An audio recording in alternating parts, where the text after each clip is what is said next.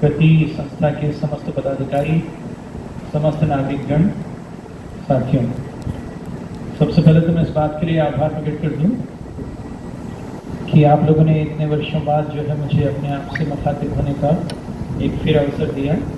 वो किसी ने कहा था ना कि फिर नज़र के फूल महके, फिर नज़र के फूल महके, दिल में फिर शम्मा जली, फिर तसव्वुर ने लिया उस बज़्म में जाने का नाम। मुझे याद है प्रति संस्था जब मैं था यहाँ पर तो 3 ही साल हुए थे उसके, और अब वो जो बीज था वो इतना बड़ा वृक्ष बन गया है जो अभी उसकी उपलब्धियाँ बता रहे थे। आप सभी लोगों को उसकी बहुत बहुत बधाई। एक्चुअली उसी समय मैंने देख लिया था कि होनहार बिरवान के कोत चीखने पार, तो वो हुआ। वो आज का विषय है वानरराज हनुमान। ये सच कहें तो सुंदरकांड जब मैं लिखना शुरू किया था और 12 वर्षों तक मैंने उस पर काम किया और नौकरी के दौरान किया।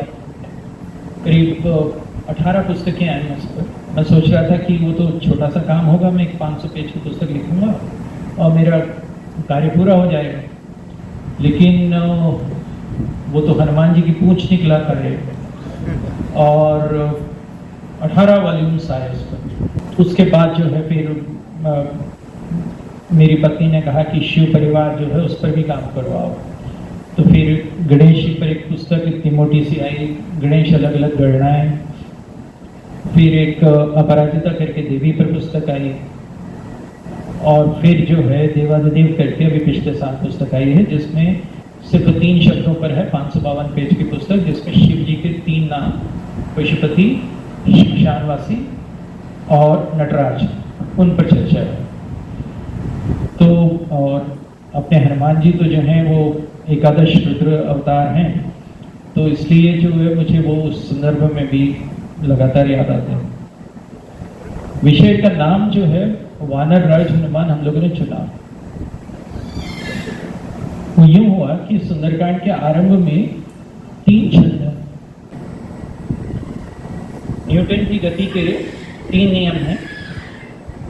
उसी तरह से हनुमान जो हैं जब अपनी गति के लिए जो है प्रस्थान कर रहे हैं तो ये 3 आए हैं।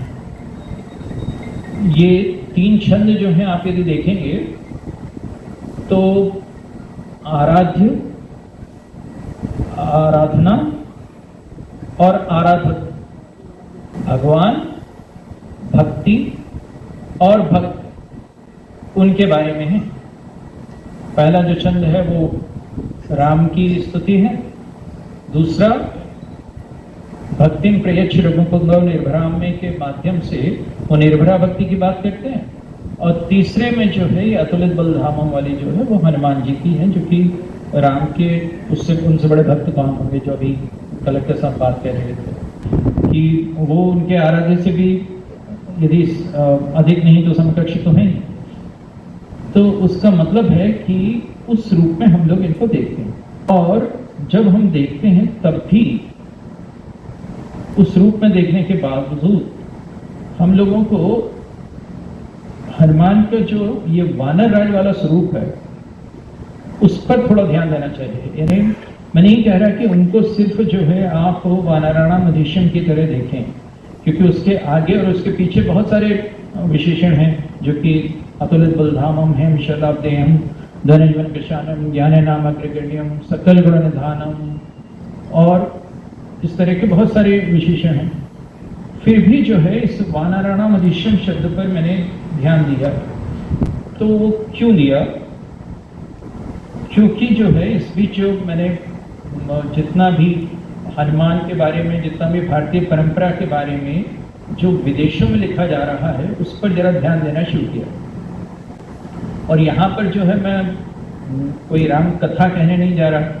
यहाँ जो मैं बात करने जा रहा हूँ वो ये कि हमारे हनुमान को लेकर हमारे जो सांस्कृतिक प्रतीक और हमारे जो सांस्कृतिक प्रतिभा पुरुष हैं उनको लेकर विदेशों में किस तरह के षड्यंत्र कई चल रहे हैं, उन पर भी थोड़ी सी नज़र रखनी चाहिए। ये नज़र नहीं रखते तो हम लोग सोचते हैं कि एक अविरोधी किस्म से जो है हमारी परंपरा का स्वीकार हो रहा होगा, हो नहीं रहा होगा। लोग बहुत चालाक हैं और कुछ कुछ भी कहते हैं। यानी रामायण का रचिता क्या दुनिया का प्रथम जोलादस्त था, या क्या वो कोई डिज्नी कैरेक्टर्स रच रहा था? वानर, ऋक्ष, भालू, ये सब राम की सेना में है। हनुमान को जो है राम कथा में वानर कहते हैं, कपि कहते हैं, प्लवक कहते हैं। और हनुमान मंदिरों के आसपास मैंने प्रायः देखा है कि वानरों की एक बड़ी भीड़ सी भी रहती है, एक रहस्यमय उपस्थिति है, कोई असामान्य सा संबंध है जो है वानरों और हनुमान के बीच में। लेकिन ठीक उसी समय जो है मैं ये भी याद करता हूँ कि किस तरह से हनुमान को कुछ विदेशी विद्वानों के द्वारा मंकी गॉड के रूप में याद किया जाता है। वानराणामधीशम कहना एक दूसरी बात है, और मंकी गॉड कहने में जो है वो जो उनकी साजिशाना और मखौलिया प्रवृत्ति है, वो उस पर हम लोगों को सावधान रहना चाहिए। यानी वानरों को आर्यों की एक उपजाति न मानकर और उन्हें बंदर मानना और वहां भी बंदर ईश्वर के रूप में उनकी चर्चा करना, ये जो एक प्रवृत्ति है जो पाश्चात्य साहित्य में जो कि हनुमान या राम के विषय में लिखा जा रहा है, ये पनप रही है। आप याद करें कि हनुमान ने कभी भी गॉड होने का दावा नहीं किया, और वो हमेशा विनम्र सेवक होने में ही जो है बहुत कृतार्थता का अनुभव भी करते रहे। लेकिन उनके बारे में व्याख्या के ये विलक्षण फरेब जो हैं चलते रहे। वन्य निवासी, वन के फल फूल खाने वाले निरामिष भोजी व्यक्ति को वानर कहते हैं।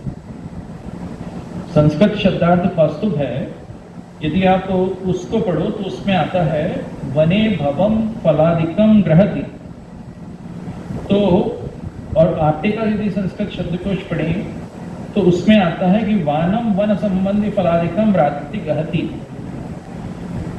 तो इस तर्क के मान से यदि देखें तो हनुमान, सुग्रीव, अंगद, ये इनकी वानर सेना वन में रहकर वनोपजीवी, शाकोपजीवी चर्या जो है अपनाती रही, और इसलिए उनका समुदाय वानर कहलाए।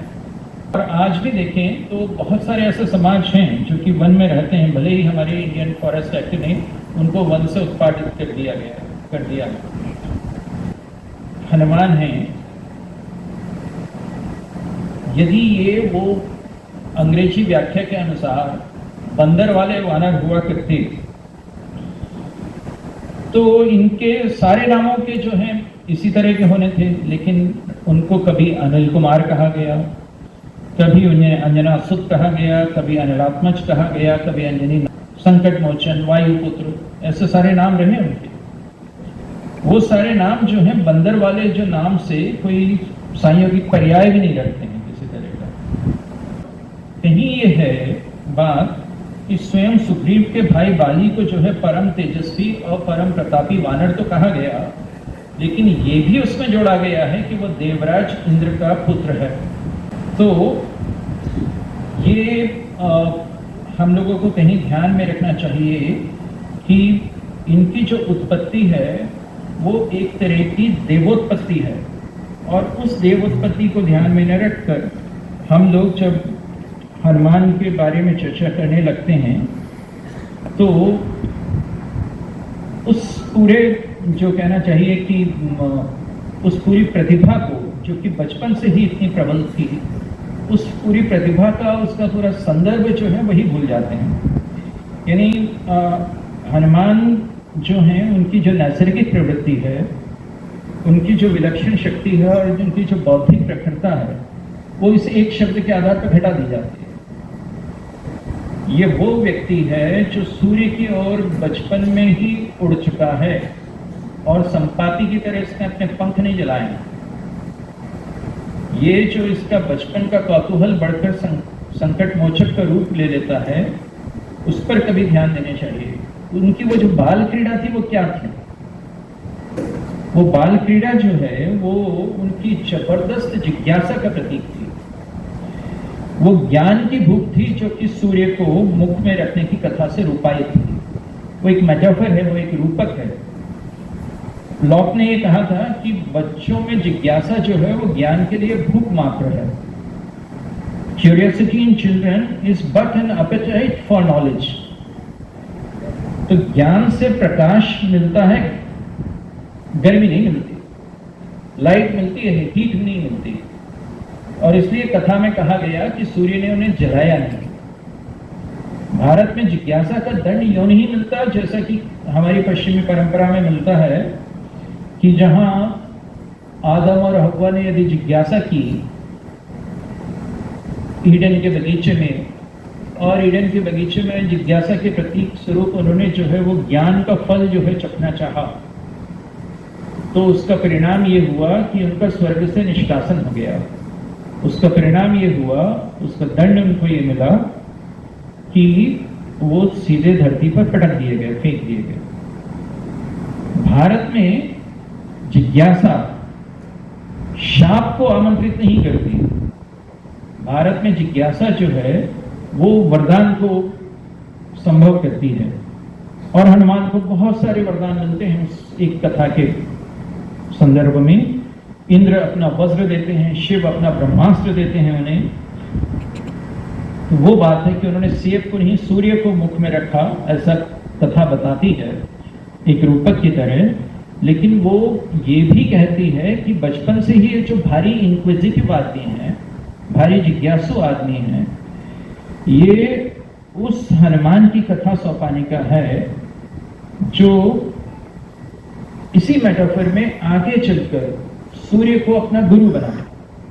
और इसलिए ये जो हनुमान की कथा सौंपाने का जो हम लोग संकट मोचन के जो वो वो मंत्र है ना, बाल समय रवि भक्ष लियो से जो शुरू होते हैं, उन सब में वो सोपान देखें तो वो पहले शुरुआत करते हैं कि बाल समय रवि भक्ष लियो तब तीन हो लोक भयो अंधियारो ताहि सुप्रास भयो जग को यह संकट का हो सुचात न टारो देखन आँख निगरी विनती तब छाड़ दिए रवि कष्ट निवारो को नहीं जानत है जग में कभी संकट मोचन नाम के। पहली शुरुआत जो है वो वहां से होती है।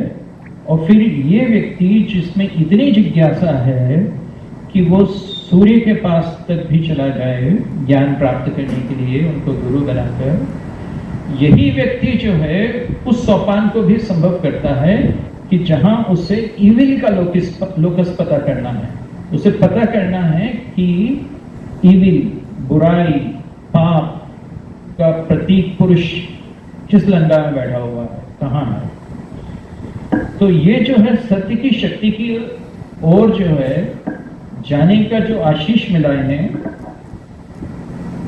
वो आशीष जो है उनको इस बात के लिए संभव कर पाया, इस बात के लिए सक्षम बना पाया कि वो अंततः जो है उस इविल का लोकस पता करें। इतनी प्रबल जिज्ञासा जिसमें हो कि जो बचपन में ही आकाश की ओर उड़कर चला जाए, तो फिर वही होगा जो कि सुंदरकांड में जो है समुद्र संतरण करता है।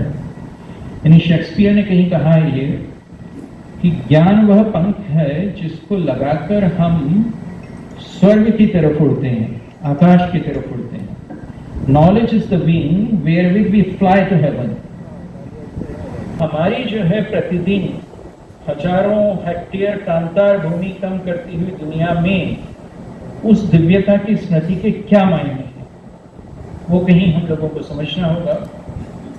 ये वो संस्कृति थी जो घर और जंगल में फर्क नहीं करती थी।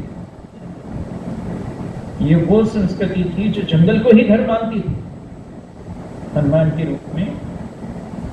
ये ठीक उस बाइबल मॉडल का प्रतिबिंब थी जिसमें वाइल्डरनेस को शैतान से जोड़ा गया।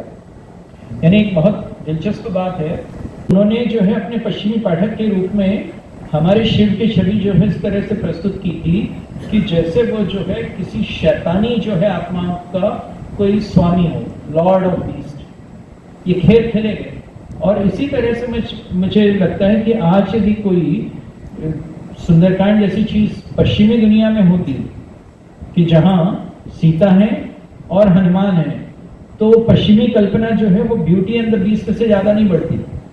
हमारे यहाँ जो है उस कल्पना का ये इतना प्रांजल, इतना पवित्र विस्तार जो है हुआ, उसको शैतान से नहीं जोड़ा गया, बल्कि वाल्मीकि रामायण के 17वें सर्ग में कहा गया कि महात्मा ऋषि सिद्ध विद्याधर नाग और चारणों ने भी वन के विचरने वाले वानर भालुओं के रूप में वीर पुत्रों को जन्म दिया और उन्होंने नाना प्रकार के पर्वतों और जंगलों का आश्रय लिया। तो राम कथा जो है एक तरह के ऑर्गेनिक अगजब की कल्पना करती है और हम जो है धीरे धीरे एक ऐसे संसार में आते जा रहे हैं जहां वो सहज जो जीवन है, जो ऑर्गेनिक अगजब है, उसकी बजाय जो है काफी कुछ मशीनी होता जा रहा है। हमारे समय में पूंजीवाद के उदय के साथ प्रकृति की आत्मा की मृत्यु हुई है और प्रकृति को उपकरण बनाने के या प्रकृति को मशीन बनाने के कार्य ने गति पकड़ी है। ये बात जो है हमें इस वानराणामधीशम शब्द से जो है पता लगती है, जो एक ऐसे देव की बात करती है जो देव जो है उसको तुलसी ने और वाल्मीकि ने जो है कभी देवता की तरह नहीं कहा, वो हम लोगों ने उनके प्रति श्रद्धा के कारण कहा। लेकिन हनुमान को तुलसी वानर राज कहते हैं, वानरों में श्रेष्ठ कहते हैं, लेकिन वानर ईश्वर नहीं कहते, मंकी गॉड नहीं कहते, जो कि फिरंगियों ने किया। यानी 1676 में ट्रेवलनियर आया था इंडिया, 1676 यानी अंग्रेजों के भी आने से पहले। तो मथुरा जाते हुए उसने मंदिरों में वो मूर्तियां देखी थी और उनमें जो है एप्स की बहुलता थी, ये बंदर बने हुए थे। तो उसको ये विकटांग लोग दृश्य देखकर जो है काफी अगली लगा, काफी क्रूर। और वो जो एप्स की बहुलता बताता है वो दरअसल हनुमान की मूर्तियां थी और ट्रेवलनियर उसे समझ नहीं पाया था। फिर 1699 में फ्रैंको बर्नियर आया तो उसने आधे मनुष्य और आधे पशु जैसे एप्स देवताओं की पूजा होते हुए देखी, तो उसको बड़ी वितृष्णा महसूस हुई कि लेकिन वो जिसकी चर्चा कर रहा था वो यही हनुमान जी थे। उन्हें ईश्वर को, पश्चिमी सभ्यता की प्रॉब्लम यह है कि वो ईश्वरत्व को मनुष्य के अलावा किसी और में देख ही नहीं सकते। उनकी सभ्यता यह है जो इन्हें कहती है कि God is created, man is created in God's image, कि आदमी जो है वो भगवान की छवि में जो है उसको बनाया गया, वो इस तरह से कहते हैं। तो ईश्वर की इमेज में बस उनके हिसाब से मनुष्य को ही गढ़ा गया। हमारे यहाँ ये नहीं है। हमारे यहाँ भारतीयों को ये बर्बर लगता है कि अन्य सभी प्राणियों को ईश्वर की छवि के संदर्भ में पूर्णतः बहिष्कृत कर दिया जाए, तिरस्कृत कर दिया जाए। तो उस दृष्टि से देखें हम लोग तो ये हमारे हनुमान हैं जिनको कि जो है हमने एक ऐसे प्रतिभाशाली पुरुष के रूप में माना जिसने जो है इस प्रकृति के साथ, इस सृष्टि के साथ जो है अपनी लय को देखा। उसी लयमयता को जो है हम लोगों को हनुमान के संदर्भ में याद रखना चाहिए। वानर राज होने का वही अर्थ है। आप सभी